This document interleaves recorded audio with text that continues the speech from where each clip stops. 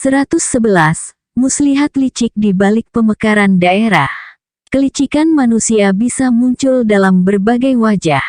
Sering wajah kelicikan itu bersembunyi di balik topeng kemuliaan tujuan. Di antaranya, topeng ingin memberikan kesejahteraan yang lebih luas kepada masyarakat, memotong jalur birokrasi, memperkuat kesatuan dan persatuan Republik Indonesia, memperkuat akar budaya lokal, pengembangan potensi daerah secara lebih optimal dan berkeadilan dan keamanan. Di atas kertas, tentu saja tujuan-tujuan mulia itu seolah menjadi pembenar agar sebuah daerah dapat dimekarkan, entah menjadi kabupaten baru atau bahkan provinsi baru. Dan memang sebenarnya tujuan pemekaran daerah adalah hal-hal mulia seperti yang disebutkan tadi. Tapi oleh manusia-manusia picik haus kuasa, sesungguhnya di balik itu bersemayam hasrat kekuasaan dan menumpuk kekayaan semata. Faktanya, hasil penilaian tim evaluasi otonomi daerah yang dilakukan oleh Kementerian Dalam Negeri menunjukkan 80% daerah pemekaran baru nyungsep dalam penilaian kesejahteraan masyarakat, good governance, tata kelola pemerintahan yang baik, pelayanan publik dan daya saing daerahnya. Lebih miris lagi, dalam skala 1-10, hanya Cimahi Jawa Barat dan Banjarbaru yang mampu menorehkan ponten 6, ratusan sisanya berponten merah. Wajar jika kemudian tahun 2010 lalu pemerintah melakukan moratorium penghentian sementara usulan-usulan daerah otonomi baru (DOB). Siapa nyana, ternyata muncul usulan dari DPR agar bisa dilakukan pemekaran terhadap 65 DOB baru. Katanya ini adalah aspirasi rakyat. Entah rakyat yang mana, tapi yang jelas pembenaran atas nama rakyat itu justru mendapat penolakan dari DPR Papua yang menentang pemekaran di Papua, mewakili mayoritas rakyat di sana yang tak habis pikir dengan kekonyolan petinggi-petinggi di Jakarta. Memekarkan daerah bukan seperti menambah anak. Cukup, kunci pintu, nyetrum, bunting, lalu brojol. Ada pertimbangan kemampuan ekonomi daerah, jumlah penduduk, luas wilayah, potensi konflik sosial dan historis serta kultural, daya dukung sumber daya alam dan kemampuan sumber daya manusianya. Ini yang sering diabaikan, dan hanya bercuap-cuap, ini kehendak rakyat. Praktik pemekaran serampangan yang sudah berlangsung sejak tahun 1999 ini pada akhirnya melahirkan daerah-daerah baru dengan kantong-kantong kemiskinan baru, pengemis anggaran dari pusat, namun di sisi lain para pejabatnya justru bermewah-mewah di kantor mentereng dan sedan premium, yang bahkan orang-orang kaya di kota akan mikir 1000 kali untuk membelinya. Tak salah jika muncul satu tuduhan pedas bagi konseptor-konseptor pemekaran DOB ini, konspirasi elit politik dan cukong. Praktik gila-gilaan pemekaran dijadikan proyek bancaan elit politik lokal, pusat hingga berkelindan dengan cukong-cukong pemburu rente.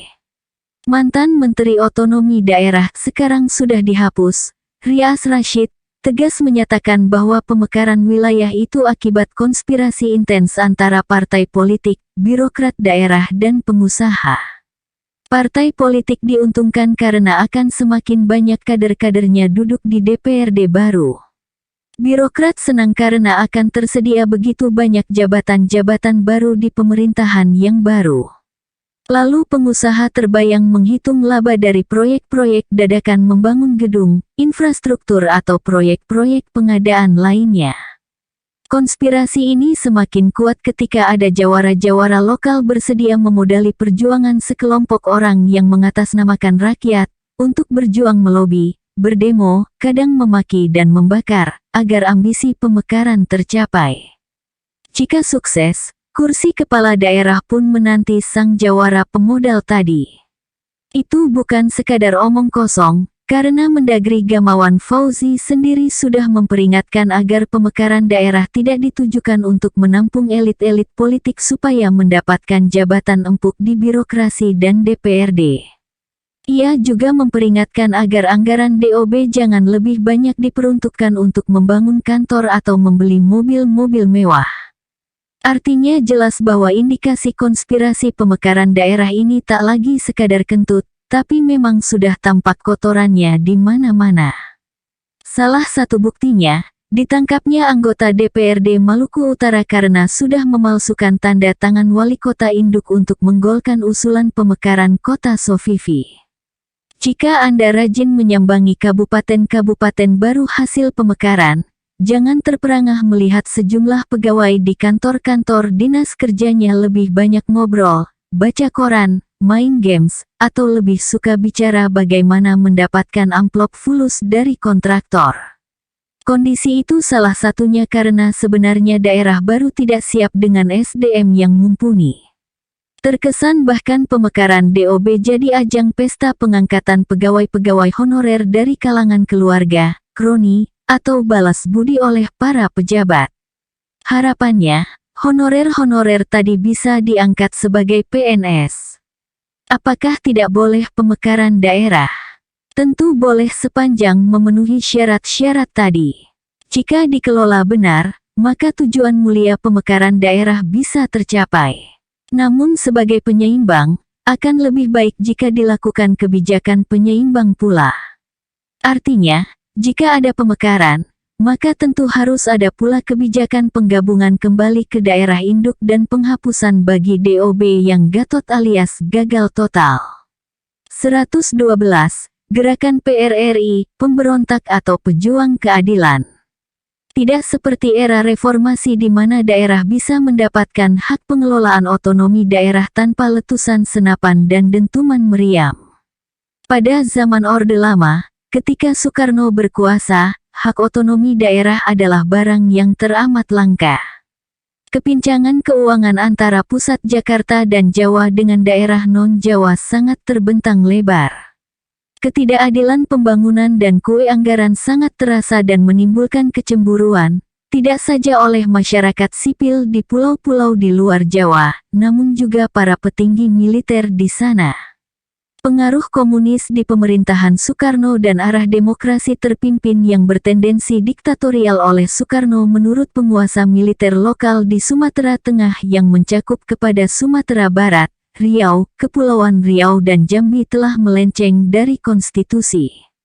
Meskipun ada argumentasi pemerintah pusat bahwa kondisi terpimpin tersebut dibutuhkan mengingat pasca agresi militer Belanda, kondisi Indonesia masih belum stabil dan belum siap untuk demokrasi sesuai dengan UUD 1945.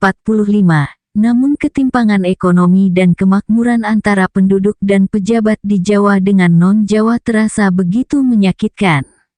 Sampai-sampai para prajurit yang ditempatkan di Sumatera tidak terperhatikan perumahan dan kesejahteraannya. Belum lagi hiruk-pikuk korupsi yang terjadi di pemerintahan pusat. Pemicunya adalah dibebaskannya Menlu Ruslan Abdul Ghani yang diduga terkait dengan korupsi seorang pengusaha percetakan. Pembebasnya adalah Kasat A.H. Nasution atas perintah Perdana Menteri Ali yang merangkap sebagai Menteri Pertahanan. Ironisnya, Muchtar Lubis sebagai pihak yang membongkar praktik korupsi pengusaha dan pejabat itu justru dipenjarakan. Angkatan Darat pun terbelah menjadi kelompok pro Nasution dan pro Lubis. Perpecahan ini merembet ke luar Jawa. Atas dasar kondisi yang memprihatinkan itu maka muncul inisiatif dari Komandan Korem Sumatera Tengah, Letkol Ahmad Hussein untuk sekadar memberi peringatan kepada pusat agar kembali ke amanat UUD, mengirimkan pejabat-pejabat yang jujur untuk daerah, memberikan otonomi yang lebih luas dan melakukan perbaikan mendasar di tubuh Angkatan Darat dan lebih khusus di tubuh militer. Saking memprihatinkannya kondisi prajurit di Sumatera Utara, Kolonel Simbolon terpaksa harus menjadi otak penyelundup hasil-hasil perkebunan secara ilegal ke luar negeri. Semua dilakukannya untuk memberikan perumahan dan kesejahteraan yang layak untuk prajuritnya yang seolah-olah diabaikan oleh pimpinan pusat.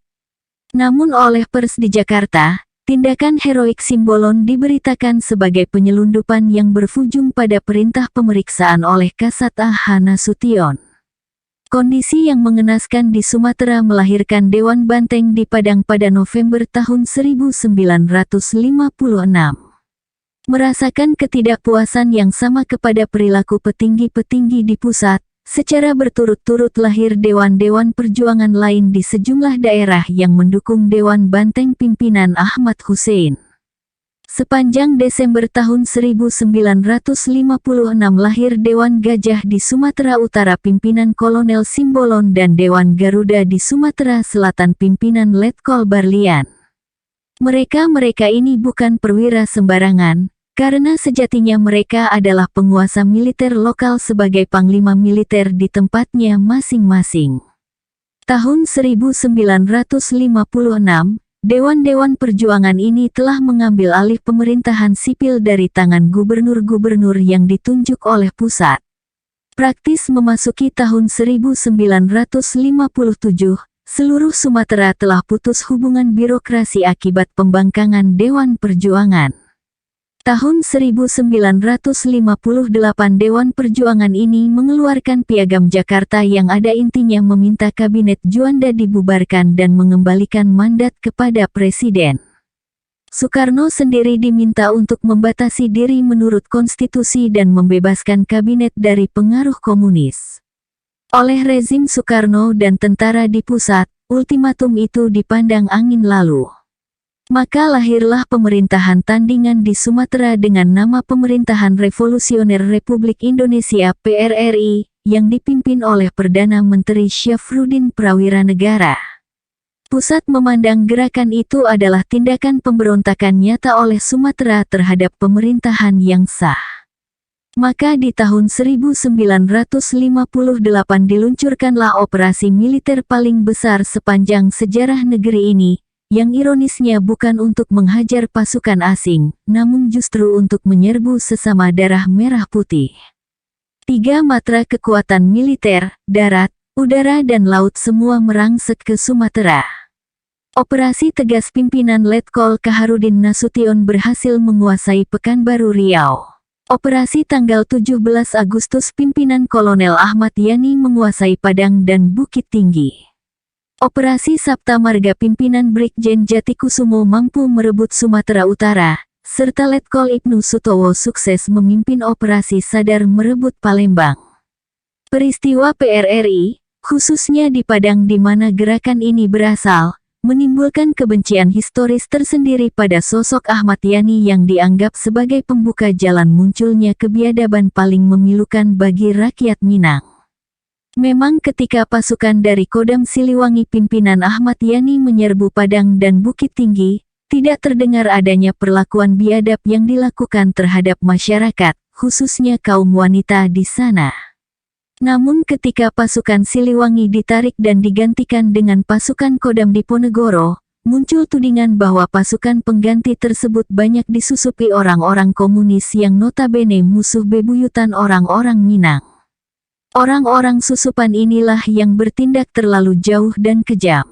Mereka membantai ribuan orang dan memperkosa perempuan-perempuan Minang.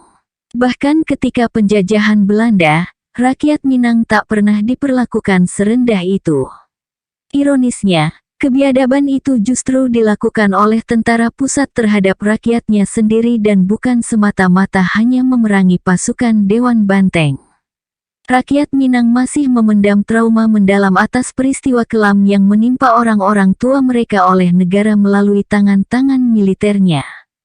Hingga hari ini, belum ada tindakan hukum nyata atas kebrutalan negara menginjak-injak hak asasi manusia yang terobek-robek di ranah Minang. Sampai detik ini pula, orang-orang Minang tak pernah menerima jika dikatakan bahwa PRRI yang bermula di ranah Minang adalah pemberontakan.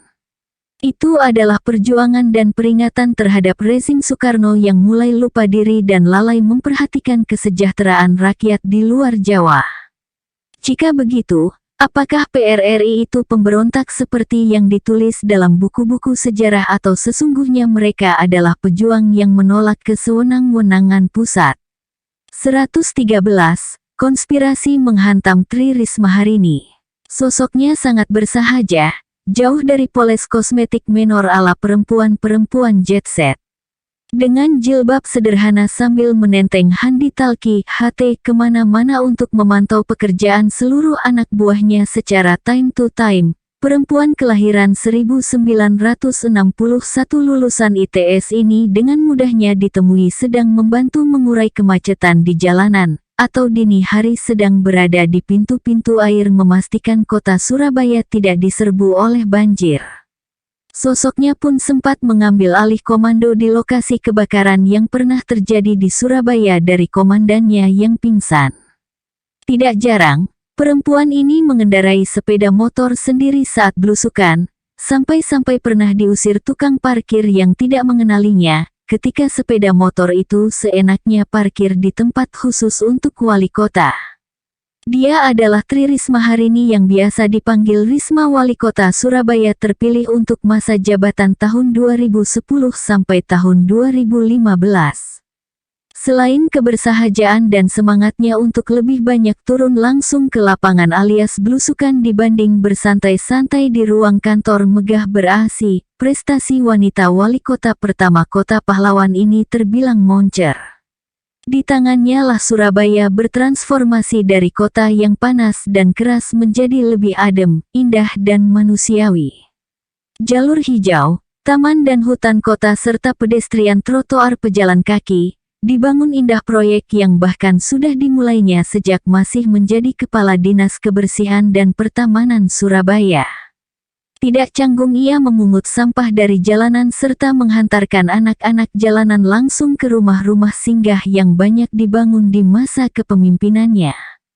Ketulusan dan kerja hebatnya membuahkan sederet penghargaan, mulai dari kelas lokal seperti Adipura, Kalpataru, Kepala Daerah Pilihan Tempo 2012 hingga setingkat internasional seperti nominator Wali Kota Dunia Terbaik pada ajang World Prize Mayor tahun 2010 bersama-sama dengan Jokowi, ketika masih menjabat Wali Kota Solo. Yang lebih mentereng adalah keberhasilan Surabaya merebut Piala Future Government Award 2013 di Thailand untuk dua kategori paling bergengsi sekaligus, Data Center dan Data Inclusion. Ini adalah penghargaan sebagai kota dengan penerapan pelayanan publik secara online terbaik sedunia, bahkan mengalahkan negara-negara yang sudah lebih dulu menerapkan sistem IT dalam pelayanan publiknya seperti Malaysia, Singapura, India, Australia dan Hong Kong. Model ini pula yang kemudian ditiru Jokowi dari Risma untuk diaplikasikan di pelayanan publik di Jakarta. Dengan penerapan IT, Surabaya bisa mencegah kebocoran anggaran hingga 50% akibat kong-kali-kong proses tender manual pada masa lalu. Tidak hanya memanusiakan kota Surabaya, Risma pun mendulang sukses besar secara ekonomi karena mampu meningkatkan pertumbuhan ekonomi 5% di masa wali kota sebelumnya, Bambang DH, yang kemudian menjadi wakil wali kota di masa Risma, menjadi 7% lebih. Maka wajar jika kemudian wali kota yang menolak dikawal dan lebih suka mengendarai Kijang dibandingkan Camry dinas ini sangat dicintai dan disanjung oleh rakyatnya. Tapi tidak oleh para politikus. Mereka justru terkesan ingin menyingkirkannya. Tidak seperti Jokowi yang adalah anak kandung PDI Perjuangan, Risma meskipun diusung PDIP namun dia hanya anak kos, alias bukan kader dari PDIP maupun partai-partai lain. Risma murni seorang birokrat yang mengaku tak paham politik sama sekali. Yang ia tahu hanyalah ia cuma harus bekerja melayani rakyatnya sepenuh hati. Meskipun ia lahir di keluarga yang cukup mapan, namun Risma adalah sosok wali kota bersahaja yang masih tinggal di rumah tipe 45 di pinggir kota Surabaya. Tak heran, pertahanan Risma teramat rapuh di tengah pergulatan politik yang cenderung kejam dan rakus. Yang paling miris adalah ketika partai pengusungnya sendiri, PDIP, justru yang terkesan berkomplot bersama partai-partai lain untuk menjatuhkannya. Sejak awal Risma tidak pernah menginginkan kursi wali kota. Jika saja orang-orang dekatnya tak merayunya, termasuk dukungan dari bos Jawa Pos, Dahlan Iskan, barangkali Risma tidak akan pernah menjadi wali kota. Ia cuma punya uang 70 juta rupiah hasil menjual sawah untuk ongkos politik. Ia dengan keras menolak 2 kali tawaran duit 60 miliar rupiah, Salah satunya ditawarkan oleh seorang petinggi PDIP untuk biaya menjadi wali kota karena ada embel-embel kontrak memenuhi permintaan si pemberi jika nanti duduk sebagai Surya 1, istilah untuk orang nomor 1 di kota Surabaya. Ia tidak ingin terjerembab dalam hutang politik yang berujung KKN di kemudian hari. Meskipun diusung PDIP, namun Risma tegas menolak menjadi sapi perah atau menjadi boneka partai, yang sudah menjadi rahasia umum, sangat berbau fulus dan kepentingan. Di bulan-bulan pertama memimpin Risma sudah berkonflik dengan pimpinan PDIP Surabaya, Wisnu Saktibuwana, putra sesepuh PDIP, Sucipto. Pasalnya, 80 nama aparatur yang diusulkan Wisnu, sebagian besar ditolak mentah-mentah oleh Risma dengan alasan tak kompeten. Padahal konon kabarnya, banyak di antara nama-nama yang diusulkan itu sudah membayar upeti atau orang-orang yang dianggap berjasa kepada partai. Sejak itu kabarnya, mulai ada bara dalam sekam pada hubungan Risma dengan sejumlah politisi di DPRD Surabaya. Serangan terbuka terhadap Risma terjadi ketika wanita ini menaikkan pajak reklame dengan tujuan untuk mengurangi membanjirnya baliho, spanduk dan papan iklan yang membuat wajah Surabaya semakin compang-camping. Barisan pengusaha pun protes keras dan konon mereka melobi kompradornya di parlemen kota. Para politisi yang diyakini pada dasarnya sudah alergi dengan sepak terjang wali kota, membuka peluang memakzulkan wali kota dari singgahsananya. Ironisnya, aksi pemakzulan justru dimotori oleh Wisnu Saktibuwana yang ketika itu menjabat sebagai Wakil Ketua DPRD Surabaya dari fraksi PDIP sendiri. Ia menggandeng Ketua DPRD Surabaya, Wisnu Wardana dari fraksi Demokrat. Alhasil, 6 dari 7 fraksi, kecuali PKS, sepakat ingin menjatuhkan Risma. Angin berubah ketika muncul gerakan tagar Save Risma dari masyarakat dan didukung media yang muak dengan kelakuan para politikus.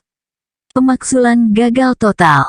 Aksi Risma yang semakin membuat para politikus partai mencak-mencak adalah karena wali kota bersikeras menolak proyek jalan tol di tengah kota yang didesakkan oleh DPRD dan juga Gubernur Jawa Timur, Soekarwo. Bagi Risma, jalan tol bukan solusi satu-satunya kemacetan, apalagi jika rakyat harus membayar untuk bisa mengakses jalan tol. Ia lebih memilih meneruskan proyek jalan lingkar luar, Ring Road, yang bisa diakses gratis oleh rakyatnya dan membenahi transportasi publik seperti tram. Aroma suap mewarnai desakan proyek jalan tol. Risma dan stafnya konon beberapa kali didatangi kontraktor dengan iming-iming amplop fulus. Ketika tawaran duit raksasa sebesar 8 miliar rupiah ditiupkan para cukong, Risma memutuskan untuk melaporkannya kepada KPK. Alhasil, KPK mulai menyadap sana-sini berdasarkan laporan itu. Yang paling menyakitkan bagi Risma adalah masalah pengangkatan Wisnu Saktibuwana sebagai wakil wali kota menggantikan Bambang DH yang mengundurkan diri karena mencalonkan diri menjadi Gubernur Jawa Timur. Wisnu yang notabene adalah penggagas pemakzulan Risma dalam gonjang-ganjing pajak reklame, justru dipilih PDIP untuk mendampingi Risma, apalagi Risma tidak dimintai pendapat atas pemilihan tersebut. Meskipun elit PDIP beralasan pengangkatan itu dimaksudkan untuk mengharmoniskan hubungan dua seteru, namun desas-desus berkembang luas bahwa pengangkatan itu didesain memang untuk menjerembabkan Risma dari kursi wali kota. Entah benar atau tidak, toh Risma pada akhirnya menunjukkan tanda-tanda hendak mengundurkan diri. Dalam sejumlah kesempatan, termasuk di acara Mata Najwa tanggal 12 Februari tahun 2014, wajah muram Risma seolah menjawab kebenaran ketika presenter menanyakan keinginannya mundur itu. Capek ngurusi orang-orang kayak gitu. Mikirnya cuma fitnah, menang-menangan, ngikut orang lain, itu jawaban Risma. Pucuk tertinggi PDIP turun tangan menengahi. Muncul pula gerakan tagar Save Risma Jilid 2 agar sang wali kota tidak mundur. Elit PDIP kabarnya meminta Risma untuk tidak mundur. Kuat dugaan bahwa jika Risma mundur maka suara PDIP akan anjlok pada pemilu 2014 ini, terutama di Surabaya, karena rakyat berada di belakang Risma. Elit pusat PDIP membantah bahwa niat mundur Risma karena tekanan internal partai, namun lebih dikarenakan masalah proyek jalan tol di mana menurut mereka Risma mendapat tekanan hebat dari Gubernur Jawa Timur. 114. Ada pesan iblis di balik lagu Agnes Monica. Satanisasi atau ajakan untuk menyembah setan atau iblis bisa dilakukan dengan banyak cara. Medium budaya, seperti film dan musik sering menjadi pilihan utama karena dinilai efektif dalam perspektif kuantitas penikmatnya yang luar biasa besar. Pesan-pesan yang disisipkan pun ada yang terang benderang dalam bait-bait lirik, ada yang disamarkan dalam bentuk pilihan kata yang simbolis, ada pula yang didesain lebih tersembunyi yang membutuhkan upaya ekstra untuk bisa mengetahui isi pesan terselubung di dalamnya. Percaya atau tidak, cara rumit menyelundupkan pesan rahasia pertama kali dilakukan oleh grup legendaris Inggris, Beatles lewat lagu Rain, yang mengandung banyak ajakan-ajakan mistis di dalamnya. Metode yang dilakukan adalah dengan cara backmasking. Backmasking merupakan metode mengetahui adanya pesan-pesan rahasia dengan cara memundurkan sebuah lagu. Teknik ini disebut pula dengan teknik reverse. Ketika teknik ini dilakukan, maka alunan nada vokal dan instrumen akan terdengar kacau sehingga dibutuhkan konsentrasi dan alat untuk bisa menjernihkan suara yang terdengar. Tidak semua bisa terdengar jelas, namun memang ada yang gamblang terdengar. Terkadang memang si pendengar akan berimajinasi dan membentuk persepsi sendiri terhadap nada yang didengarnya. Terlebih ketika ada bantuan teks tertulis yang ditayangkan ketika sedang mendengar nada-nada absurd itu, maka otak manusia memang cenderung mencari keterkaitan dan bahkan mungkin membenarkan teks-teks yang ditayangkan. Ada istilah dalam psikologi, Anda akan melihat apa yang ingin dilihat, dan mendengar apa yang ingin didengar. Apa itu artinya akan ada penggiringan persepsi ketika mendengar sebuah backmasking lagu yang dipercaya disisipi pesan-pesan rahasia. Semua tergantung persepsi yang Anda bentuk di pikiran Anda. Salah satu lagu hits internasional yang diduga mengandung sisipan pesan rahasia satanisasi adalah milik Agnes Monica lewat lagu Hide and Seek yang cukup populer secara global. Kabar ini sontak membuat para netizen heboh ketika video backmasking Agnes itu diputar di YouTube melalui akun bernama MS Video. Pro kontra pun berkembang, dan memang dibutuhkan pikiran yang terbuka untuk mengamati persoalan ini, karena segala kemungkinan bisa saja terjadi. Hasil pembalikan lagu Hide and Seek menurut pemilik akun misterius tersebut mengandung lirik-lirik ajakan memuja sang Raja Iblis Lucifer. Jika benar persepsi yang ingin dibangun ini, maka tentu akan berbahaya bagi umat. Tapi memang, ketika mendengarkan langsung hasil backmasking lagu Hide and Seek tersebut, penerjemahan lirik sebagaimana yang dipersepsikan si pemilik akun, hasilnya tidak terdengar jelas bahkan banyak pihak yang skeptis menyebutnya ngawur.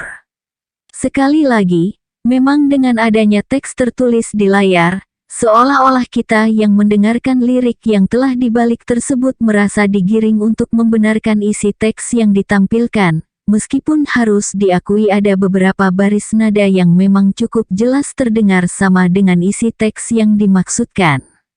Dugaan adanya pesan-pesan iblis di dalam lagu milik Agnes itu pun dikait-kaitkan dengan aksi sang artis yang seringkali membuat simbol-simbol Illuminati dalam berbagai kesempatan, di mana kelompok rahasia ini memang menjadikan Lucifer sebagai tuhannya. Seringkali Agnes dengan kedua telapak tangannya membentuk segitiga yang dipercaya sebagai simbol rahasia kelompok Illuminati. Tuduhan bahwa Agnes turut menjadi agen Illuminati sebagaimana yang diyakini terjadi juga pada Britney Spears, Rihanna, Jay-Z, Lady Gaga, Madonna dan sejumlah artis boyband dan girlband K-pop bukannya tanpa bantahan. Yang pro Agnes mengajak kita berlogika, jika memang Agnes adalah agen Illuminati, tak mungkin artis tersebut harus terlatih-tatih selama bertahun-tahun untuk bisa menjejak karir di kancah internasional. Visi Go International sudah dimulai Agnes sejak masih berusia belasan tahun, dan baru lama kemudian ia bisa menggapainya. Jika benar ada Illuminati di belakang Agnes, bukan tidak mungkin dia bisa menjadi bintang internasional bertahun-tahun yang lalu, karena sudah bukan rahasia lagi bahwa petinggi-petinggi rahasia Illuminati menguasai industri media dan hiburan dunia.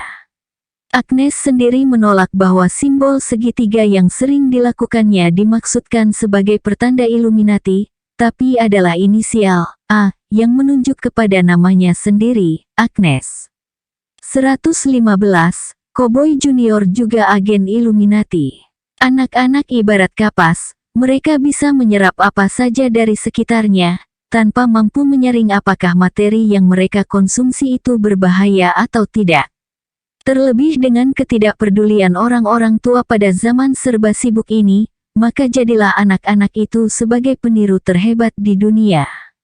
Mereka akan mencari role model teladan dari para idolanya, meniru habis apa yang dilakukan dan juga apa yang dipuja oleh sang idola.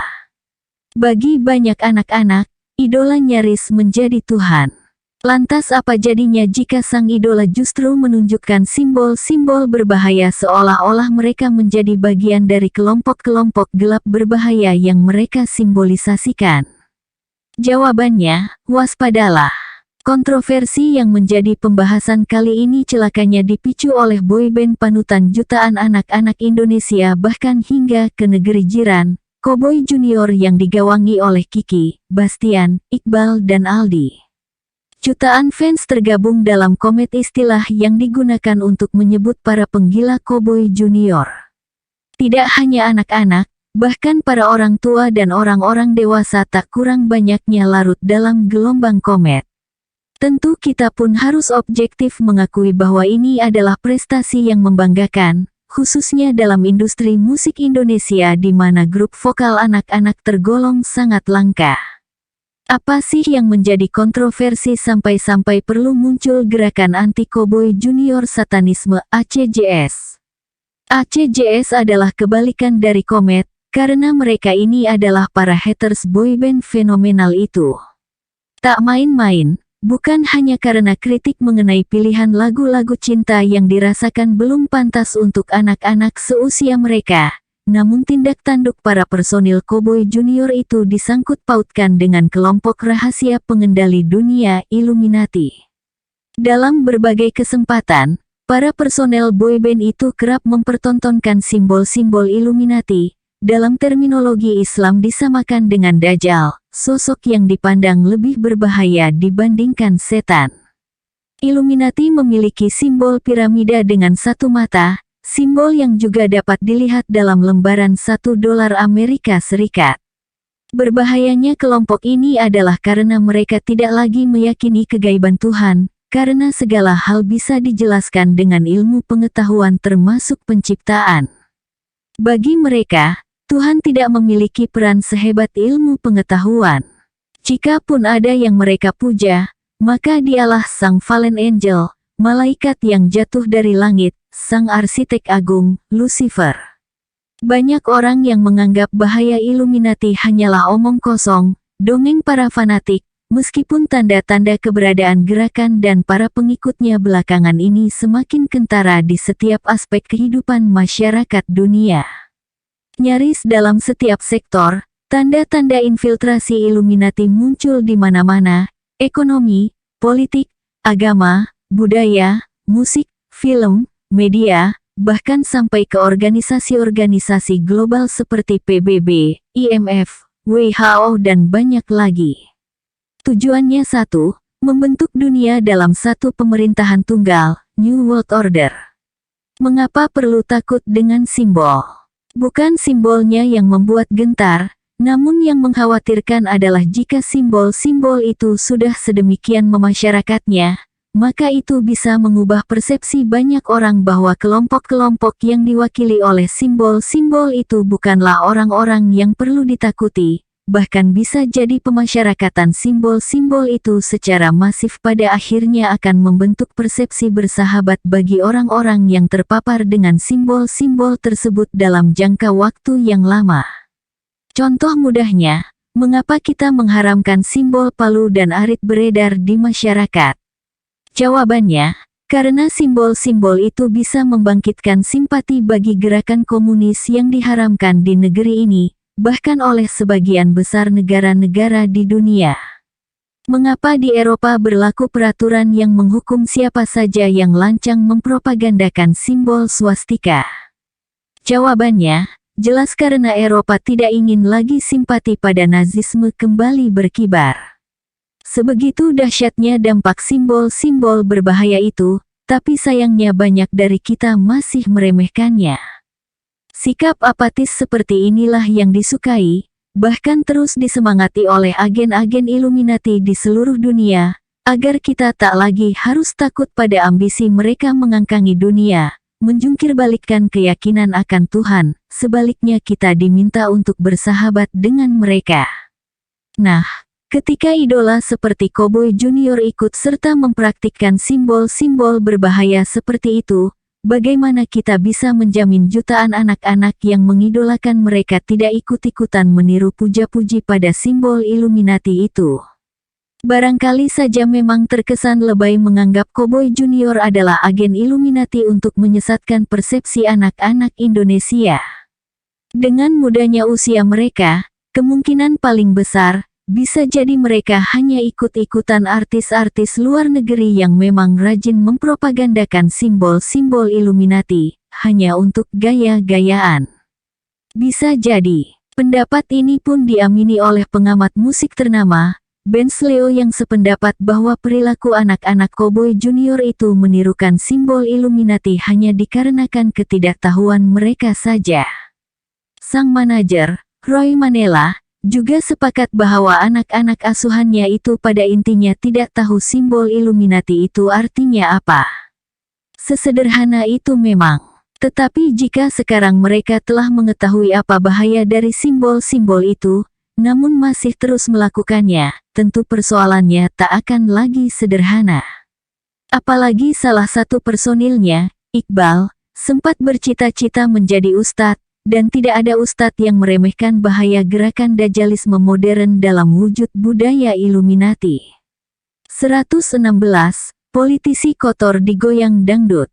Entah kenapa setiap kali seorang tokoh politik atau figur penting tertangkap terkait korupsi, yang justru lebih menarik bukan kasus korupsinya itu sendiri, tapi kasus itu terasa lebih maknyus ketika aliran duit kotor itu ditemukan mengalir ke sejumlah perempuan muda nan cantik, semok, dan tentu saja seksi. Artis-artis bookingan pejabat itu bukan barang tabu lagi. Tarifnya paling murah 25 juta rupiah, dan bisa hingga 250 juta rupiah untuk artis, dan antara 5 juta rupiah hingga 15 juta rupiah untuk model. Entah kebetulan atau tidak, kok kebanyakan perempuan-perempuan itu berasal dari kalangan artis dangdut. Contoh mutakhir, kasus pedangdut Ria Fitria yang menerima transfer dengan total mencapai 900 juta rupiah dari Akil Mokhtar, mantan ketua MK yang tertangkap tangan menerima suap pilkada. Pedangdut Tri Kurnia yang menerima fasilitas bernilai ratusan juta dari Ahmad Fatonah, pesakitan skandal impor daging sapi. Tahun 2006 lalu pun sempat dihebohkan skandal video mesum pedangdut Maria Eva dengan politisi senapan, Yahya Zaini. Gonjang-ganjing Macica Mokhtar dengan mantan pejabat Orba almarhum Murdiono, Sinta Bahir dengan seorang jenderal yang menjabat Kapolda atau Melinda yang dinikahi siri oleh Bupati Cirebon. Sejumlah kasus-kasus itu yang kemudian menjadi obrolan panas di masyarakat. Ada apa antara pejabat dengan artis dangdut? Sebenarnya jika ditelusuri lebih dalam, ada hubungan saling melengkapi antara dangdut dengan politik. Sebagai salah satu jenis musik, dangdut adalah genre yang paling disukai oleh mayoritas masyarakat Indonesia. Dibandingkan dengan genre musik lain, dangdut tak terkalahkan dalam pamornya sebagai penyedot massa dalam jumlah raksasa. Dan massa dalam jumlah besar adalah yang dicari oleh partai politik dan politisi-politisi yang berambisi tinggi menjadi pemimpin. Nyaris tidak ada panggung kampanye tanpa geliat erotis penyanyi dangdut. Hampir tidak mungkin terdengar teriakan heboh massa tanpa diimbuh dengan alunan gendang menggoda dan desah-desah liar biduanita dangdut. Para politisi di atas panggung kampanye pun menepuk dada bak gorila. Ini massa saya. Padahal kalau mau jujur, akan lebih tepat mengatakan ratusan hingga ribuan massa itu datang ke lapangan untuk melihat paha dan dada mulus serta senggal-senggol pinggul bohai aduhai penyanyi dangdut ketimbang mendengarkan koar-koar janji mulut kampanye para politisi itu. Suara pedangdut yang mendesah manja yang biasanya lebih sering terdengar di kamar tidur, rasa-rasanya kok lebih tepat menjadi alasan massa untuk berlama-lama di lapangan yang panas. Apalagi ketika pulang mereka masih diamplopi sekian puluh ribu rupiah, di mana salahnya? Ya kalau sebatas hubungan profesional antara artis dengan politisi, tak ada yang keliru. Toh mereka saling membutuhkan. Politisi butuh massa yang bisa didapatkan dari penampilan hot pedangdut, si artis dangdut bisa ketiban durian runtuh berupa puluhan hingga ratusan juta dalam satu kali putaran kampanye. Kalau ini yang terjadi, maka wajar dan manusiawi saja, bisa juga disebut ini sebagai persekongkolan positif. Contohnya adalah kasus Ayu Azhari yang lolos dari jerat menerima duit panas dari Ahmad Fatonah karena Majelis Hakim Tipikor menganggap duit itu murni bayaran profesional dari Fatonah kepada Ayu.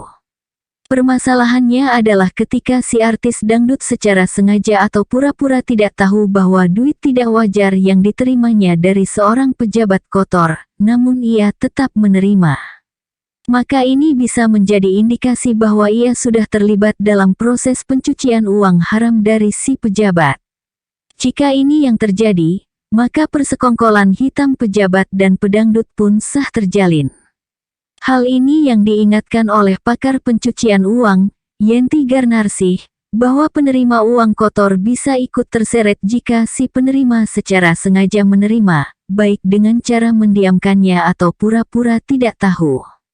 Logika seorang artis dangdut juga perlu dikedepankan, untuk apa uang jutaan itu diterima dan dari mana asalnya. Terkesan ribet memang, tapi begitulah. Dengan adanya UU pencucian uang sekarang ini, maka seseorang tidak bisa lagi dengan mudah menerima pemberian uang atau yang setara dengannya, dari seseorang secara tak wajar, tak jelas sumber dan peruntukannya, dan diberikan oleh seseorang yang mungkin saja berpotensi melakukan pelanggaran hukum. Tapi kenapa dangdut? Memang tidak fair juga mengatakan hanya artis dangdut yang banyak terjebak dalam pusaran skandal. Karena toh sebenarnya fenomena ini juga terjadi pada artis di bidang lain seperti model, bintang sinetron dan bintang film, penyanyi pop dan lain-lainnya. Seperti yang pernah dinyatakan oleh pimpinan Glow Management Artis, Tata Liem, bahwa artis-artis bookingan pejabat itu bukan barang tabu lagi. Tarifnya paling murah 25 juta rupiah, dan bisa hingga 250 juta rupiah untuk artis, dan antara 5 juta rupiah hingga 15 juta rupiah untuk model. Itu short time lo ya, banyak artis main cantik dengan hanya menerima kencan di luar negeri, selain bayarannya bisa 2 kali lipat plus oleh-oleh dari luar negeri, juga dirasa lebih aman terkendali dari endusan media. Asoy dapat, duit berlipat, reputasi selamat, lah. Terus kenapa selalu nyalahin dangdut? Bukan apa-apa, dangdut itu punya kelebihan dibanding musik lain. Goyang dan erotisme. Terkadang kelebihan ini disalahgunakan dan bahkan bisa menghina martabat dangdut itu sendiri. Ingat perang urat saraf Raja Dangdut sekaligus pendakwah Rhoma Irama dengan Ratu Ngebor Inul yang dipandang erotis. Banyak pedangdut lurus yang mengutamakan kualitas vokal dan mutu lagu yang memang apik. Tapi masalahnya lebih banyak artis-artis dangdut karbitan yang vokalnya somplak, tapi bodinya ala maak, belum goyangnya, lirikannya, desah binalnya. Wajar jika kemudian muncul stigma bahwa banyak pedangdut yang hanya bermodal cantik, seksi dan berani adalah artis gampangan. Yang tipe-tipe begini yang biasanya bikin politisi kotor pada sesak napas dan celana pada naik turun. Dalam teori hasrat, jika laki-laki sudah berharta, maka ia akan menginginkan kuasa.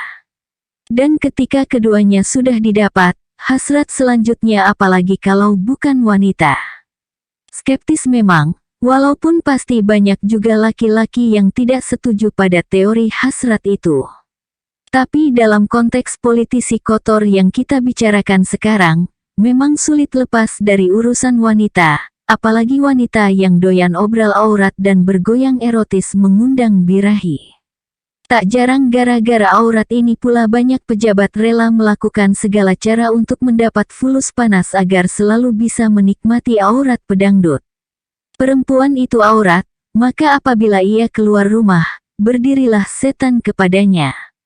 Hadis riwayat Tirmidzi dan Ibnu Majah.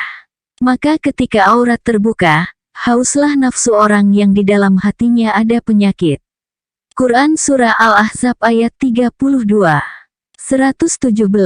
Bahaya pencucian otak dari komedi sarkastik.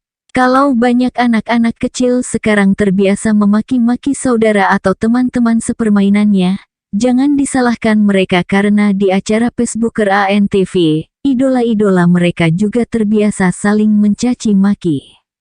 Kalau anak-anak sekarang biasa main pukul, entah menggunakan tangan atau benda-benda keras, jangan disalahkan mereka karena di acara wayang OVJ Trans 7, idola-idola mereka juga santai saja main pukul meskipun dibuat dari bahan styrofoam.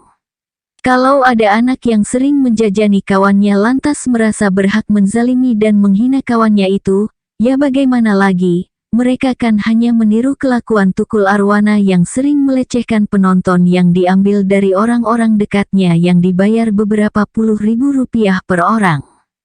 Jangan disalahkan juga kalau anak-anak sekarang nekat menyiksa teman-temannya dengan sesuatu yang ditakuti, karena mereka terbiasa melihat idola-idola mereka juga suka menyiksa orang dengan ular sampai menjerit-jerit di acara Id Bulaga. Jangan pula disalahkan banyak remaja-remaja pria sekarang ini berkelakuan keperempuan-perempuanan, karena setiap hari mereka menonton figur banci dalam sosok Olga di acara campur-campur.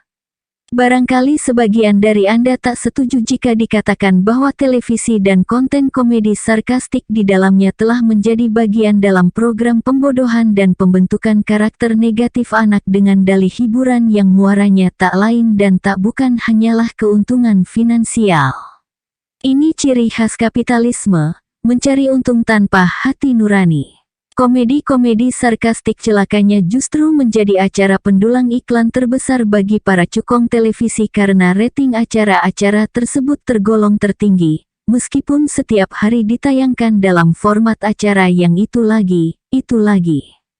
Jangan pikir Anda aman dan hanya menyalahkan televisi. Mereka itu industri yang memang orientasinya duit. Anda, kita semua justru yang membuat program mereka sukses. Kita sebagai penikmat yang sesungguhnya membuat pembodohan dan pembentukan karakter negatif anak itu menjadi mungkin. Kita yang membentuk pasar itu. Televisi menyediakan media dan sarana, kita meramaikannya, dan iklan yang membiayainya. Klop sudah konspirasi pencucian otak ini. Jangan kaget kalau tiba-tiba anak Anda memukul kepala Anda dengan stik golf, menusuk saudaranya dengan pisau dapur, melecehkan teman lawan jenisnya secara seksual, mencaci maki dan menghina kawannya dengan kata-kata kasar, atau melihat anak lelaki Anda lebih suka memakai rok daripada celana. Itu tayangan setan, kata pelawak Komar yang sekarang sudah menjadi anggota DPR RI dari fraksi Demokrat. Banyak program televisi sekarang tidak mendidik, imbuh Menteri Komunikasi dan Informatika, Tifatul Sembiring. Program YKS sudah sangat memprihatinkan dan merusak mental anak, keluh pakar psikologi anak, Seto Mulyadi. Tingginya intensitas tayangan kebanci-bancian dapat mempengaruhi dan ditiru anak-anak karena seakan dianggap tren biasa, protes Ketua Komisi Penyiaran Indonesia Daerah KPID, Jawa Barat, Dadang Rahmat. Berkali-kali Olga, Tukul, Raffi Ahmad dan pelakon acara-acara komedi sarkastik lain disemprit oleh KPI, tetapi semua seperti angin lalu. Caci maki, penzaliman orang, penghinaan dan perilaku banci terus dipraktikkan dengan dalih hanya untuk menghibur, bahkan ketika program-program itu disiarkan saat bulan suci Ramadan. Pihak televisi pun terkesan membiarkan, karena gurihnya miliaran rupiah yang mengalir dari pasokan iklan dan rating acara yang melangit. Kepo amat sih. Aturan mana yang dilanggar? Orang mereka cuma bercanda doang. Pertama, pastilah agama. Majelis Ulama Indonesia mengamininya. Wahai orang-orang beriman, janganlah suatu kaum mengolok-olok kaum yang lain, karena boleh jadi mereka yang diperolok-olok lebih dari mereka yang mengolok-olok. Janganlah kamu mencela diri kamu sendiri. Dan janganlah saling memanggil dengan gelar yang buruk. Quran Surah Al-Hujurat ayat 49. Dari peringatan Tuhan ini maka silahkan menimbang apakah kata-kata hinaan dari para pesohor ini masuk kategori olok-olok atau tidak. Wajahmu kayak penggorengan, kata Tukul Arwana, kalau Gisel mah lahir dari rahim ibunya. Kalau lo dikebutin kayak bangsat, kata Olga Saputra, kecebong, tikus laci, jenglot, ejekan untuk adul yang kebetulan bertubuh mini yang biasa dilakukan Denny dan Wendy Cagur. Sebagian dari kita mungkin tetap ngeyel mengatakan, lebay luah, kita kan bukan negara Islam. Bos, rasanya tidak hanya Islam yang mengharamkan caci maki dan penghinaan pada sesama manusia, pasti semua agama melarangnya. Taruhlah memang benar kita bukan negara berideologi agama, tapi kita sebagai warga negara, tetap punya agama toh. Kedua, peraturan perundang-undangan sangat jelas melarang siaran yang berisi pelecehan, penghinaan, caci maki dan juga akting kebanci-bancian. Melarang memperolokkan, merendahkan, melecehkan atau mengabaikan nilai-nilai agama, martabat manusia Indonesia. Undang-Undang Nomor 32 Tahun 2002 tentang Penyiaran Pasal 36 Ayat 6.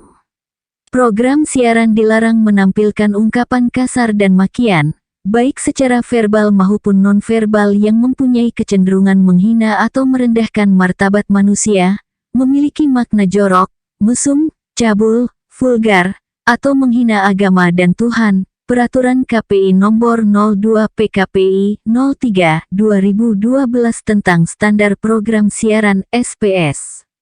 Dalam SPS Bab 9 Pasal 17 juga tegas dinyatakan larangan melecehkan orang dengan kondisi fisik gemuk, cebol, ceking, sumbing, hidung pesek, gigi tongos, mata juling, buta, tuli, bisu, autis dan aneka cacat fisik lainnya. Sementara larangan berakting banci diatur di dalam Surat Edaran KPI Nomor 670 KKPI 808 dan Peraturan KPI Nomor 3 2003 tentang SPS Pasal 12. Jadi jelas bahwa program komedi yang berisi hinaan, makian dan perilaku banci, tidak saja dilarang oleh agama tetapi juga oleh hukum negara. Dilarang karena memang berbahaya untuk dikonsumsi, terutama oleh anak yang cenderung merupakan audiens pasif. Berbeda dengan orang dewasa yang sudah masuk kategori audiens aktif, anak-anak belum memiliki pengorganisasian penerimaan pesan informasi yang terfilter dengan baik layaknya orang dewasa. Anak-anak hanya menelannya mentah-mentah. Anak-anak lebih mudah terhipnotis oleh tayangan televisi. Dr. Arik Sikman dalam bukunya Remote Control menuliskan bahwa ketika menonton TV dalam jangka waktu lama akan mengurangi kemampuan lobus frontal, yakni bagian otak tercanggih yang mengontrol perilaku dan pengendalian diri manusia. Efeknya sama ketika seseorang berada di bawah pengaruh hipnotis, di mana lobus frontalnya menjadi sangat lemah sehingga ia mau melakukan apa saja yang diperintahkan si penghipnotis. Maka menurutnya, ketika anak-anak tega membunuh orang tuanya, memperkosa teman sekelas, atau berbuat kerusakan dan kekerasan, maka itu bisa menjadi pertanda bahwa lobus frontalnya telah rusak parah, atau mungkin telah terpengaruh hebat oleh pesan-pesan kekerasan atau pornografi yang didapatnya dari tayangan televisi. 118. Seleb dan rekayasa popularitas. Beberapa dekade lalu menjadi seorang artis adalah perjuangan keringat dan air mata. Sungguh tidak mudah di tengah keterbatasan media dan program acara. Maka jika dulu seseorang bisa menjadi artis, maka ia memang pantas diukur dari kualitas dan perjuangannya. Fakta hari ini, bagi sebagian orang, artis barangkali tidak lagi menjadi kebanggaan, karena model seleb instan alias karbitan bisa dengan mudah melesat, semudah itu pula ia jatuh terjerembab. Modalnya satu, sensasi. Dalam terminologi ilmu pemasaran ada yang dikenal dengan nama buzz marketing, merupakan suatu rekayasa penciptaan kondisi di mana sesuatu atau seseorang diperbincangkan oleh banyak orang. Konsep intinya adalah bagaimana menarik perhatian orang di berbagai media. Hal ini perlu dilakukan karena manusia memiliki keterbatasan dalam menaruh perhatian pada begitu banyak hal, sehingga dibutuhkan sesuatu yang jeger untuk menyabet perhatian orang banyak. Misinya jelas, dari kehebohan yang sayangnya lebih bertendensi penuh kepalsuan, maka terbitlah popularitas, dan itu artinya bakal kebanjiran order akafulus. Di tengah gempuran acara talk show di televisi, maka narasumber yang banyak diperbincangkan, menjanjikan rating tinggi penuh iklan. Fulus mengalir kencang, meski tak lama, karena sudah hukum alam bahwa artis sensasi tidak berumur panjang, kecuali tentu saja jika terus rajin merekayasa sensasi. Akhir Desember tahun 2013 lalu perhatian publik tersita pada gonjang-ganjing penamparan yang dilakukan katanya tunangan Adjie Pangestu bernama Bella Sophie. Wanita cantik yang sangat jauh lebih muda dari Adjie ini tiba-tiba saja menjadi sorotan ketika adegan keributannya dengan seorang wanita lawan main Adjie meledak di media. Belakangan Adjie bertobat dan meminta maaf karena ternyata semua drama itu hanyalah settingan belaka. Tujuannya mendongkrak nama Bella yang ketika itu merupakan artis dangdut pendatang baru yang belum dikenal publik. Pokcer, karena lepas goro-goro itu, nama Bella melejit kencang. Laris diundang di acara talk show, dibuzing di berbagai infotainment, dan tentu saja tawaran show nyanyi berdatangan bahkan hingga ke Hong Kong. Belum lagi tawaran membintangi 2 buah film yang akan tayang di 2014 ini. Sebelumnya di September tahun 2013, komedian Daus Mini pun masuk dalam pusaran sensasi. Yunita, istrinya sendiri yang mengobrol curhat di Twitter dan di acara talk show bahwa suaminya main gila dengan seorang pendangdut pendatang anyar bernama Mary Amril. Foto-foto mesra Daud dan Mary pun berseliweran di berbagai media, ditingkahi pula dengan adu jutek antara Yunita dan Mary di televisi. Anehnya, Daus justru tertawa-tawa enteng. Inilah yang kemudian semakin meyakinkan publik bahwa ribut-ribut itu cuma persekongkolan memalukan untuk menaikkan popularitas. Daus sendiri sempat mengakui bahwa sejak berita itu mencuat dan dibuzing secara luas, dirinya dan istrinya kebanjiran job. Bahkan sang istri, Yunita, saat ini juga mengikuti jejak suami menjadi entertain dengan menjadi penyanyi. Mary, si pedangdut anyar, mulai dikenal orang dengan diluncurkannya single dan juga kontrak dari label musik besar. Meskipun dibantah kedua belah pihak, sempat santer beredar kabar bahwa Mary harus merogoh kocek hingga 70 juta rupiah untuk Daus dan Yunita agar bersedia menjadi rekan kongsi rekayasa sensasi itu. Masih dari dunia komedi, Kiwil, yang pada Maret tahun 2013 silam baru saja bercerai dari istri keduanya, Meggy Wulandari, tiba-tiba saja membuat geger dengan foto-foto pernikahannya dengan pedangdut cantik Lina Marlina. Keduanya diburu dan diundang ke berbagai media sehingga nama keduanya pun dibicarakan, bukan karena kualitas oleh masyarakat luas. Tak berapa lama kemudian, Kiwil membuka rahasia bahwa itu semua hanya rekayasa. Untuk sandiwara yang satu ini, kabarnya Kiwil menerima bayaran fantastis hingga 200 juta rupiah, meskipun dia membantah telah menerima duit tersebut. Sejumlah drama lain juga banyak melanda seleb negeri ini, yang entah kenapa justru banyak didominasi oleh artis-artis dangdut pendatang baru. Ingat berita heboh hubungan mesra Saipul Jamil dengan Melinda, yang pada akhirnya melambungkan nama Melinda ke jagat dangdut dengan single hit Cinta Satu Malam. Nata Narita, mantan kekasih Semi Simorangkir, pernah ditawari ikut dalam rekayasa drama bertarif 50 juta rupiah. Ia mengaku menolak. Pedangdut Christina pun setali tiga uang, pernah diajak seleb dangdut untuk pura-pura prewedding, meskipun akhirnya janda cantik itu menolaknya. Menurutnya, tarif sensasi settingan itu bisa mencapai 200 juta rupiah hingga 250 juta rupiah. Namun tentu saja, seleb-seleb yang dimintai klarifikasi mengenai gelontoran duit puluhan hingga ratusan juta rupiah itu selalu menolak, menyatakan bahwa mereka membayar untuk bisa dibuzing di media. Pada kenyataannya, persekongkolan ini sudah mafhum di kalangan artis, tak hanya pendatang baru tapi juga seleb lama yang ingin menaikkan lagi pamornya. Tata Liem, pemilik manajemen artis, mengatakan itu sah-sah saja dilakukan. Bahkan menurutnya sensasi itu penting namun harus smart dan diimbangi dengan potensi si artisnya sendiri. Saipul Jamil pun mengakui bahwa rekayasa sensasi itu wajar di dunia keartisan. 119, John Weku, sang penjerat model PSK high class.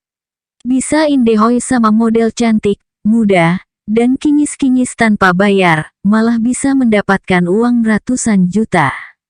Itu bukan omong kosong, karena seorang John Weku alias Aldi alias Fernando alias Nando bisa melakukannya. Pria Manado bernama asli Jimmy Muliku kelahiran Manado 1980 ini bisa sekaligus mereguk kenikmatan dari para model cantik dan melenggang keluar kamar hotel dengan berbagai aset bernilai puluhan juta. Dia bukan seorang gigolo dan bukan pula seorang PSK lanang. Pria yang katanya tampan ini seolah membalik kenyataan yang biasa ditemukan selama ini, bahwa untuk meniduri model butuh duit tak sedikit.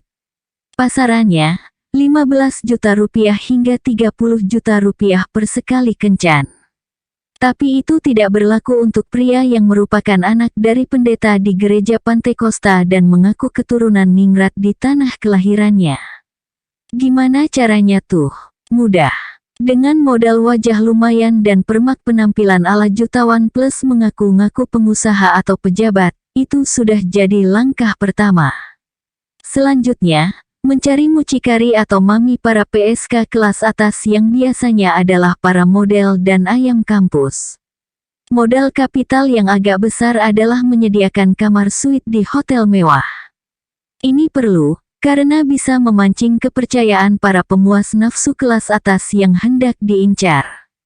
Tapi Nando berimprovisasi terlalu jauh tampaknya, karena ia juga menyiapkan ponsel berkamera. Anehnya, meskipun Nando juga menyiapkan borgol dan lakban, namun tidak seperti film-film porno yang banyak merekam adegan perkosaan atau permainan ranjang yang sadis. Ia justru hanya menggunakan perangkat-perangkat itu sebagai senjata untuk menjebak mangsanya. Para model dan ayam kampus yang terperangkap masuk ke dalam kemewahan kamar suite, dibekap, diborgol, dan dilakban hingga tak berdaya. Dalam kondisi telanjang, korban Nando diancam untuk tidak macam-macam. Dan pada saat itulah Nando merampas seluruh harta benda yang dibawa korban. Total jenderal menurut polisi, Nando sudah berhasil meraup 27 unit ponsel, $700 Hong Kong, $10.700 Singapura, $700 Amerika Serikat, 112 juta rupiah, 6 buah jam tangan, 5 untai kalung, dan 5 buah cincin. Penghasilan ini didapatkan dari 9 lokasi hotel sejak Januari hingga Juni tahun 2013 saja. Padahal aksinya sudah dilakoni sejak tahun 2010. Alhasil, pria yang mengaku tak mendapatkan warisan apa-apa dari kakeknya yang kaya raya, sukses menyikat ratusan juta rupiah plus tentu saja, kenikmatan dari esek-esek dengan para model dan ayam kampus. Salah satu model yang menjadi korban Nando adalah model majalah pria dewasa, Anggita Sari yang notabene adalah mantan kekasih gembong narkoba Freddy Budiman. Menurut pengakuan wanita ini, ia rugi sekitar 60 juta rupiah akibat disekap oleh Nando di Hotel Haris Kelapa Gading, Jakarta Utara. Uniknya, ia mencurigai ia telah menjadi korban konspirasi oleh temannya sendiri yang kabarnya berprofesi sebagai ayam kampus, Feby Rupita, yang bekerja sama dengan Nando. Pasalnya, ponsel Feby tak ikut disikat oleh Nando, sementara BB Porsche dan iPhone 5 milik Anggita diembat. Keanehan lain menurut Anggita, Feby yang mengaku saldo 20 juta rupiah dari ATM-nya juga ikut dikuras Nando. Ternyata setelah diselidiki tak ditemukan adanya transaksi penarikan. Anggita yakin bahwa memang tidak ada saldo sama sekali di ATM Feby. Baik Anggita maupun Feby menolak kedatangan mereka ke kamar Nando tanggal 13 Juni tahun 2013 lalu adalah karena akan melayani pria itu. Feby mengaku akan bertransaksi berlian, sedangkan Anggita mengaku hanya akan menemani makan malam dengan janji upah 20 juta rupiah. Konon, begitu Feby dibekap, Nando membuka ponsel Feby dan menemukan kontak Anggita. Dari situ Nando menyuruh Feby menelepon temannya itu untuk datang ke kamar 1805 dengan iming-iming puluhan juta. Nando memang terkenal karena suka memesan lebih dari satu perempuan untuk melayani nafsunya. Hanya saja menurut Feby dan Anggita, mereka tidak melakukan hubungan badan dengan Nando meskipun keduanya sudah dalam kondisi terborgol. Meskipun tidak berpendidikan tinggi, namun Nando tergolong penjahat cerdas, apalagi ia sebelumnya juga pernah dipenjara di Salemba tahun 2011 karena kasus yang sama. Uniknya, Nando bukannya dipenjara, tapi ia tinggal dan menjadi pelayan di gereja di sana. Pakar kriminolog Reza Indragiri menyatakan cerdasnya Nando adalah karena sang Don Juan itu paham betul psikologis korbannya. Ia meyakini bahwa korban-korbannya itu tidak akan melapor kepada polisi. Selain karena mungkin ia memegang rekaman bugil di korban, namun secara hukum profesi PSK adalah termasuk tindak pidana juga.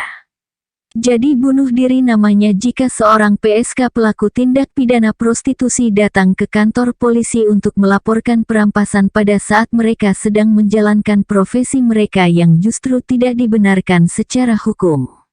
Apalagi banyak PSK elit itu adalah selebritis di dunia model. Tentu akan sangat menjatuhkan citra mereka di jagat seleb jika ketahuan profesi sampingan mereka sebagai pelayan nafsu laki-laki. Meskipun menolak disebut PSK, toh Anggita juga terkesan takut hadir ke pengadilan atas kasus Nando ini. Meskipun Anggita adalah pihak pelapor, tapi wanita cantik ini justru berulang kali mangkir di persidangan, walaupun akhirnya ia datang juga. Sejak awal Anggita berkeras menyatakan enggan terlibat masalah hukum. 120, balada gondrong, antara musisi, mahasiswa dan penguasa. Anda musisi, berambut gondrong. Bersyukurlah Anda hidup pada zaman ini, terlepas dari sumpah serapah Anda terhadap kondisi negeri pasca reformasi, karena paling tidak yang namanya kebebasan sekarang sudah sedemikian murahnya. Sedangkan mencaci maki presiden saja saat ini, pintu rumah Anda tidak akan serta-merta didobrak oleh sejumlah pasukan misterius, apalagi jika Anda hanya sekadar gondrong. Tapi jika Anda hidup di awal tahun 1970-an, maka rambut Anda bisa menjadi malapetaka.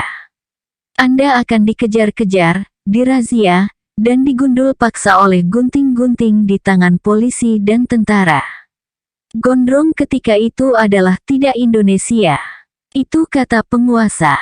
Generasi awal musisi rock Indonesia seperti God Bless, Gang Pegangsaan, The Rollies, Gypsy, Rawe Rontek hingga band-band seperti The Mercies, Kus Plus dan para seniman semisal Bruri Marantika, Sopan Sopian, Remy Silado, Umar Khayyam, Taufik Ismail, Bimbo, Rendra dan lain-lain, ikut merasakan bagaimana kegondrongan mereka menjadi hal yang menyulitkan hidup mereka ketika itu.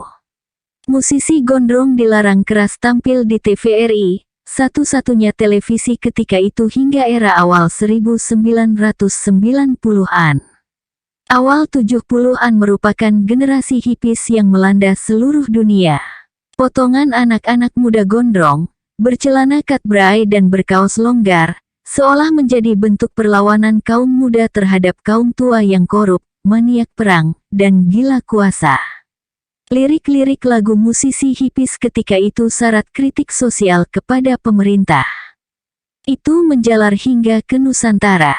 Tahu sendirilah bagaimana anti kritiknya rezim Orde Baru ketika itu. Pemerintah pun gelap mata dan mengambil kebijakan yang tidak jelas dasar hukumnya, memberangus generasi gondrong.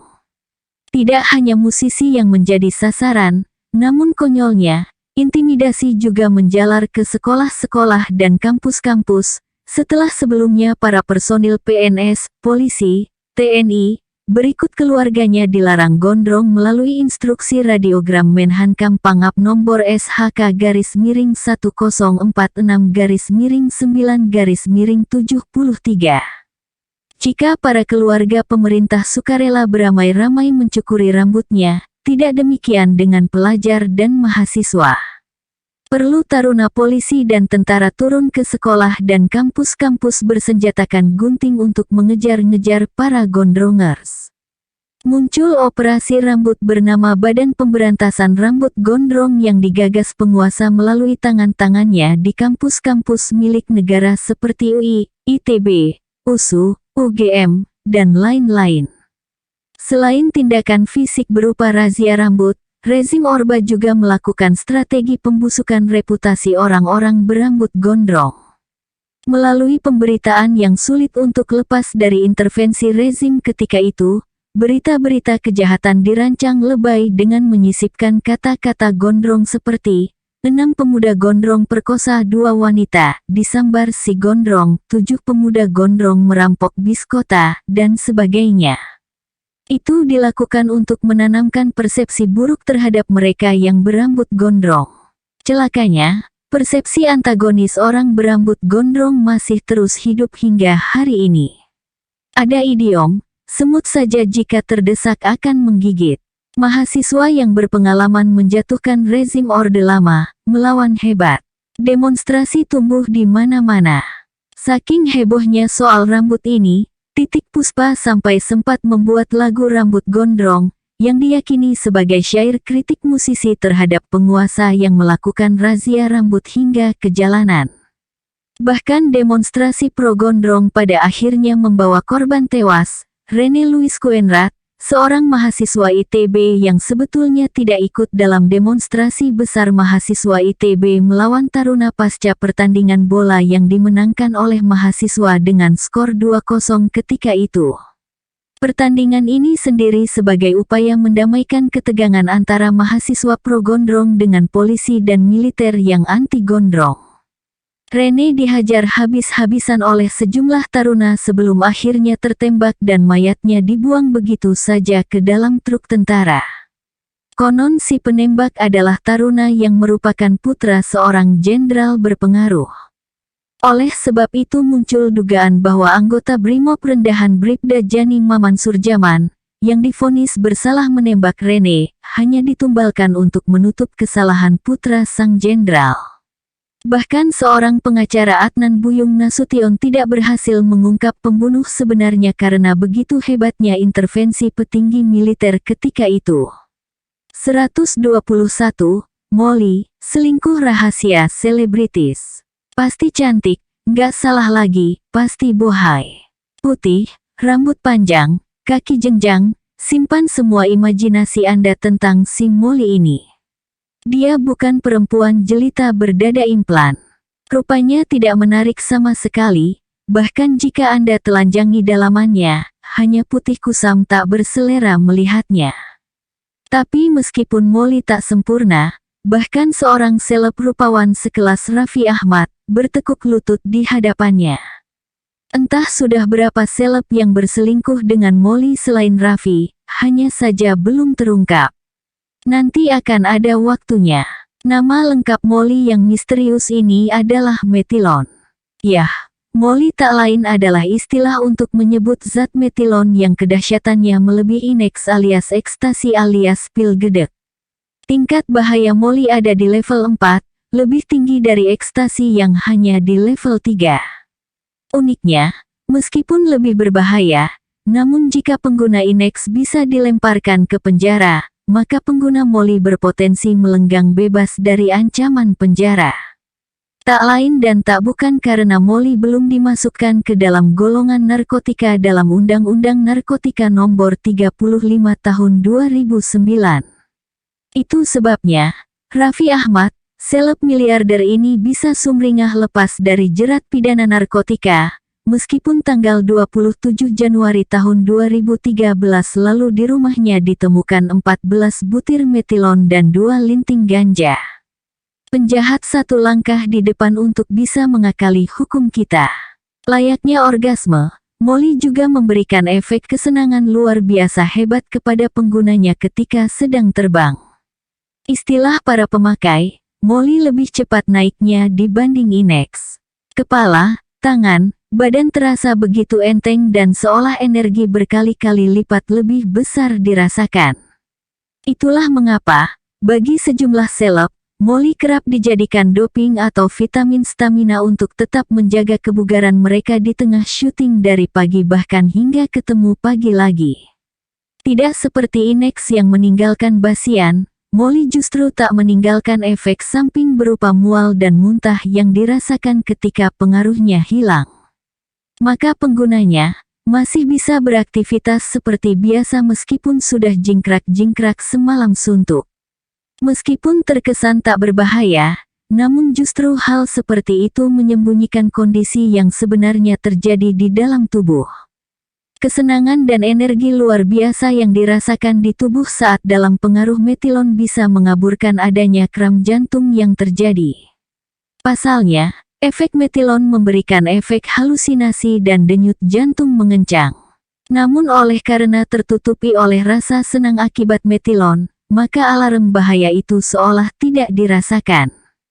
Kelebihan yang dimiliki Molly inilah yang menjadikannya pilihan bagi para seleb pengguna narkotik dan kalangan berduit. Harganya paling murah Rp250.000, itu pun jika dalam kondisi persediaan banyak. Biasanya, sebutir Molly harus ditebus dengan duit Rp500.000 hingga Rp600.000. Bandingkan dengan Inex yang hanya Rp200.000-an. Tentu saja, mengkonsumsi Molly dipandang lebih aman daripada Inex, karena metilon belum masuk dalam daftar di Undang-Undang Narkotika, meskipun secara kimia metilon adalah keturunan langsung dari katinon yang sudah terdaftar sebagai narkotika golongan 1. Anehnya, meskipun metilon ditenggarai sudah memasuki Indonesia dari Cina dan Eropa sejak tahun 2009, namun menurut BNN, Departemen Kesehatan tak kunjung memasukkan metilon ke dalam golongan narkotika, meskipun sudah berulang kali didesak. Inilah yang membuat BNN sempat meradang. Padahal tahun 1996 lalu, ribuan ekstasi yang dibawa Zarima, Ratu Ekstasi, juga belum masuk ke dalam undang-undang, namun toh tetap saja dia bisa dibui 4 tahun penjara.